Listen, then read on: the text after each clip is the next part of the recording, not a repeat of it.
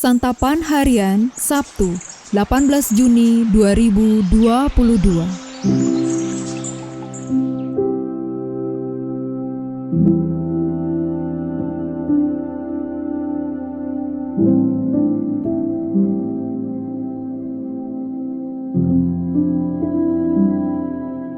Inilah program Santapan Harian, sebuah program yang mengajak Anda menelusuri isi Alkitab, agar Anda menemukan makna firman Tuhan sesuai dengan konteksnya.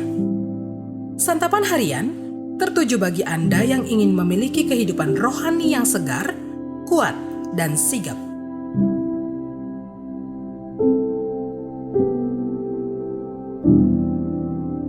Hari ini kita akan membaca Roma pasalnya yang pertama, ayat yang ke-8 hingga ayatnya yang ke-15. Namun sebelumnya, mari kita berdoa.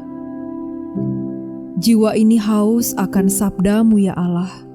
Kami mohon, segarkan jiwa ini dengan kebenaran sabda-Mu.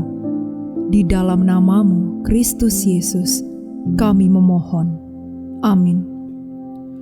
Roma 1 ayat 8-15. Pertama-tama aku mengucap syukur kepada Allahku oleh Yesus Kristus atas kamu sekalian, sebab telah tersiar kabar tentang imanmu di seluruh dunia. Karena Allah yang kulayani dengan segenap hatiku dalam pemberitaan Injil anaknya adalah saksiku bahwa dalam doaku aku selalu mengingat kamu. Aku berdoa semoga dengan kehendak Allah, aku akhirnya beroleh kesempatan untuk mengunjungi kamu. Sebab aku ingin melihat roh kamu untuk memberikan karunia rohani kepadamu guna menguatkan kamu. Yaitu supaya aku ada di antara kamu dan turut terhibur oleh iman kita bersama, baik oleh imanmu maupun oleh imanku.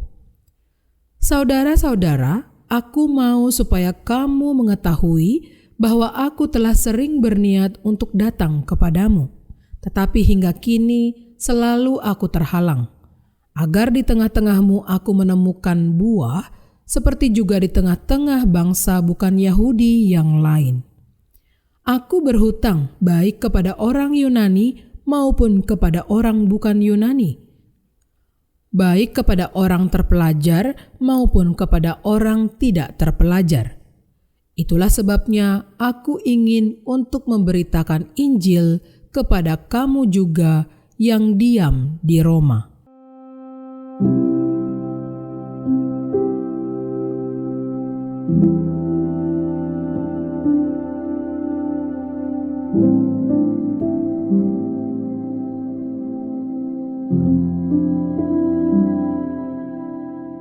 Sahabat Santapan Harian, sebagaimana yang biasa dilakukannya, Paulus bersyukur atas pertumbuhan jemaat Roma. Sekalipun bukan buah pelayanannya, Paulus mengucap syukur atas iman jemaat Roma yang menjadi buah bibir banyak orang. Tidak hanya bersyukur, Paulus juga berharap bisa segera datang ke Roma. Ia ingin berada di sana untuk saling menguatkan dan untuk memberitakan Injil kepada orang-orang Roma. Paulus melihat kota ini strategis untuk penyebaran Injil Yesus Kristus. Sebagai pusat kekaisaran, Roma menjadi tempat pertemuan segala suku bangsa, orang Yunani maupun non-Yunani, orang terpelajar maupun tidak terpelajar. Roma juga menjadi kota satelit untuknya pergi ke Spanyol. Artinya, Paulus melihat misinya, yaitu menuntun bangsa-bangsa supaya mereka percaya kepada Yesus akan cepat terwujud melalui kota Roma. Paulus adalah seorang misioner yang memahami apa tugasnya dan bagaimana mewujudkannya.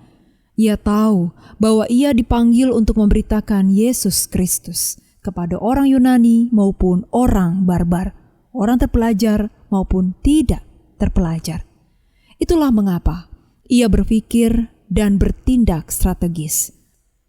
Ia menggunakan sarana strategis seperti rumah ibadat, pasar, sidang Areopagus, maupun ruang kuliah. Dalam masa hidup yang terbatas ini, kita perlu memikirkan dengan serius. Kepada siapa kita diutus untuk mengabarkan Injil? Apakah kita diutus untuk melayani di desa atau di kota, di hutan atau di perkantoran, di penjara atau di rumah mewah? Jika belum tahu, akankah kita berdoa dan meminta petunjuk Tuhan? Kita juga perlu memikirkan bagaimana Injil dapat diproklamasikan secara efektif. Apakah dengan menjadi hamba Tuhan yang melayani secara penuh waktu atau menjadi seorang profesional karir yang sekaligus melayani dengan sepenuh hati?